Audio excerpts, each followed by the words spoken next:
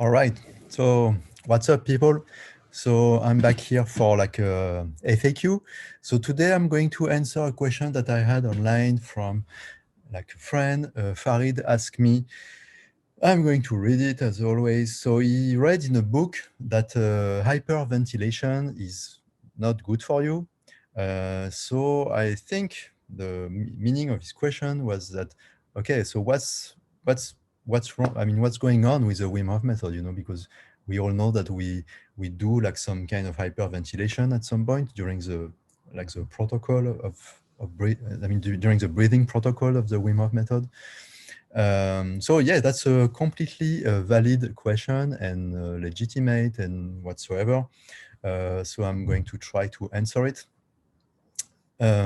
So what happens when we do I mean, most of the protocols we have in the Wim Hof method breathing, we have that stage of hyperventilation. So we etc., etc. So we don't like to call it hyperventilation. We call it like forced breathing. We use this kind of terminology because hyperventilation is more linked to some uncontrolled, like uncontrolled event or uncontrolled syndrome. So during the Wim Hof method protocol, we are doing that totally in control. So that makes a big difference first. The other thing is that, when he says, I mean, when that, I mean, yeah, I guess it was from a book and the author was saying that hyperventilation is bad. And I think, yeah, it's true when it refers to like the hyperventilation syndromes, which means that it's, in that case, we are talking about people who have that syndrome where they tend to hyperventilate for like a very large part of the day. And it's uncontrolled. And it has consequences. Like one consequence is that, especially since they do that very often using like mouth breathing, so they will be like very often like with no control, like, so that tends to activate the fight or flight branch of the autonomous nervous system. And staying like in fight or flight for like a large part of your day is definitely like not good for you. It's definitely not good like for stress management. Typically, it's quite easy to understand. The other thing is more like a biochemical or slash physiological aspect. Is that when you do that kind of hyperventilation, I mean, your oxygen pressure, in the blood is pretty high. I mean, it's usually, I mean, normal is like above like 98%, and when you hyperventilate, it stays at 98% or even higher. But you also like decrease your CO2 concentration, and that has consequences because due to like some like pure like biochemical properties of hemoglobin, which is the molecule, like the protein carrier of oxygen in the blood. It's like it's packed in the red blood cells. So, and it's really pure biochemistry. What happens is that when like the CO2 level in the blood is very low, due to a phenomenon named the Bohr effect, like the affinity of oxygen for hemoglobin will be stronger. And stronger affinity means that it will be harder for hemoglobin like to release oxygen so that it can be distributed in the cells that make up like organs.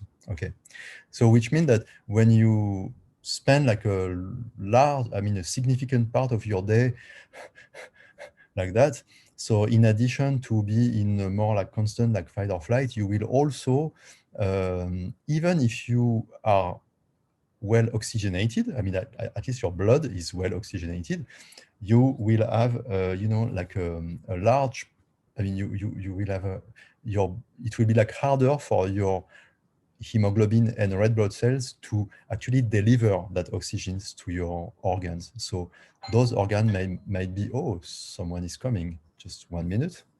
All right, so let me summarize it.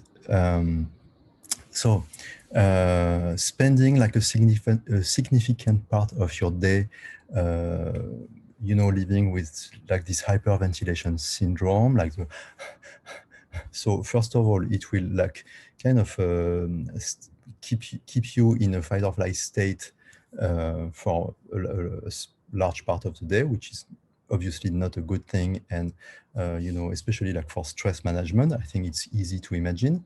Second thing, with like this biochemical phenomenon that I just described, it will actually, like, even though it's counterintuitive, because you think, oh, I'm very well oxygenated, but yeah, indeed, your blood is well oxygenated, but in fact, your organs might be like kind of under-oxygenated, if I may say. So that's not a good thing. But the thing is that this hyperventilation is not good for you, it's deleterious when you are doing that for like a significant part of your day, as I was insisting. When we do that kind of hyperventilating, like breathing during the Wim Hof method, we do that during like a short period of time during the day, like typically, like in the morning. And we do that in a controlled way. So it's very much like, as my old mentor, Jesse Coomer, was saying, actually he's not that old, he's younger than me, but he's still my old mentor. As he likes to say, like the Wim Hof method breathing technique, it's like going to the gym for your breathing, so you will like wake up in the morning doing your breathing exercise, and then you are just going on with your day. And like later in the same day, you might go to the gym, to lift weight, or you might just go for a run. But in the same manner, you are not lifting weight all day long, you are not running all day long, and we can imagine that it might not be good for you, to lift weight all day long, or it might not be good for you either, to run all day long. So same thing for breathing exercise, especially like a Wim Hof method type breathing exercise, which is kind of intense, that's the thing about it. The intensity make it something that you want to keep for like a session that you like a specific working session that you do during the day. Okay, I hope that everything I hope that this makes sense. If it doesn't, just don't hesitate to ask questions, don't hesitate to comment. And yeah, that's it for today. I'll see you sometime soon. And all right, have fun, everybody.